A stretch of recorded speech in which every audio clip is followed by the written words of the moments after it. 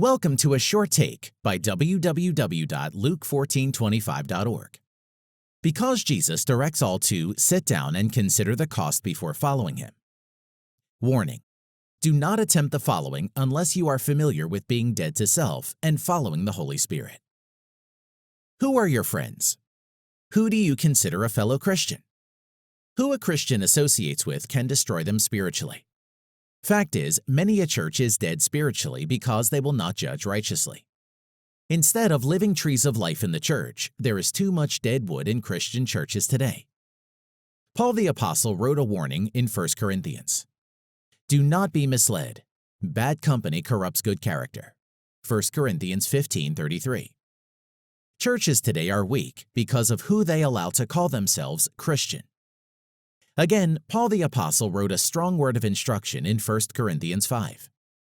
But now I am writing you that you must not associate with anyone who calls himself a brother, but is sexually immoral or greedy, an idolater or a slanderer, a drunkard or a swindler.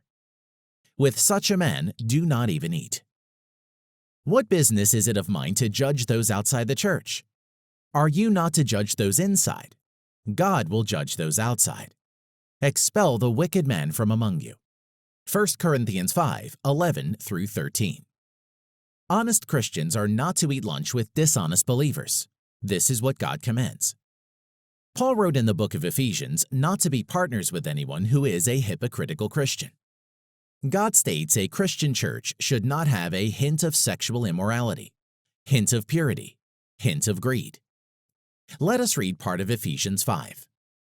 But among you there must not be even a hint of sexual immorality, or any kind of impurity, or of greed, because these are improper for God's holy people.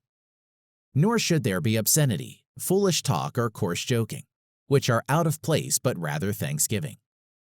For of this you can be sure: no immoral, impure, or greedy person, such a man is an idolater, has any inheritance in the kingdom of Christ and of God. Let no one deceive you with empty words, for because of such things God's wrath comes on those who are disobedient. Therefore do not be partners with them. Ephesians 5:3-7. Do not be deceived by individuals stating otherwise.